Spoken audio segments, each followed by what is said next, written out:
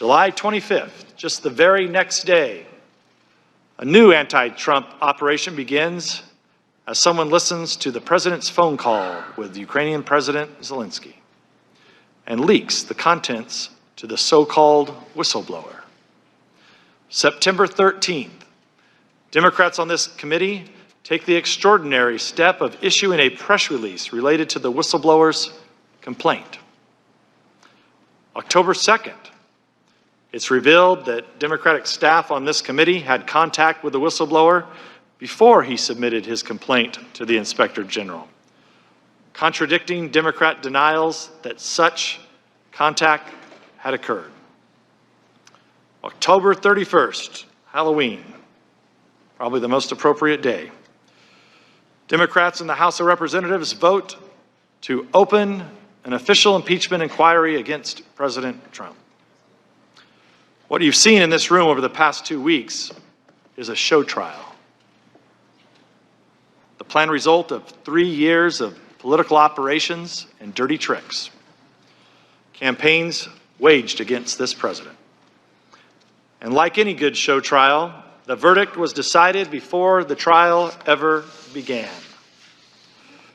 After all, after denouncing the president for years as a Russian agent and a threat to democracy, how could the Democrats not impeach him?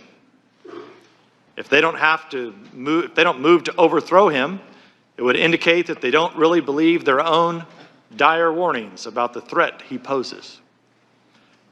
The Democrats only needed a pretext. When their Russian dossiers and investigations failed to do the job, they moved to Plan B, the Ukraine hoax.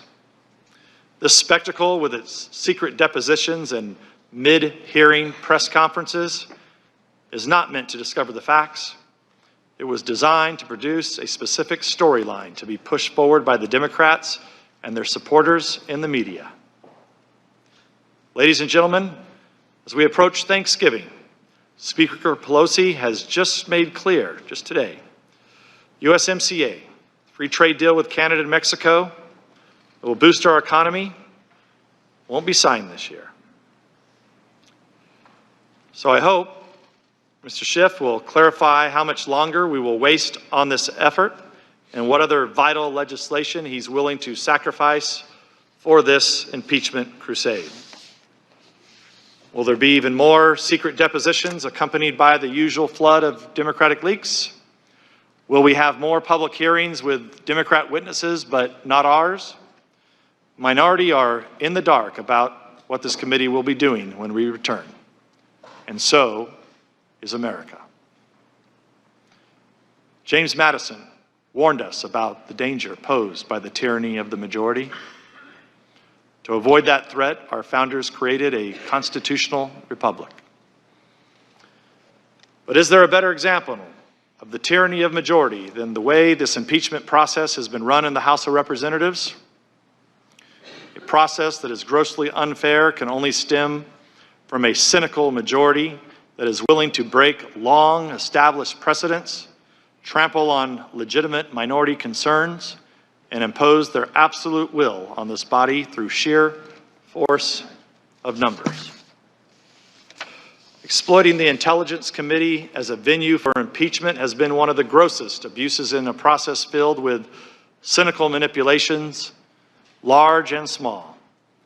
But this farce will soon move to the Judiciary Committee, where impeachment rightfully belongs.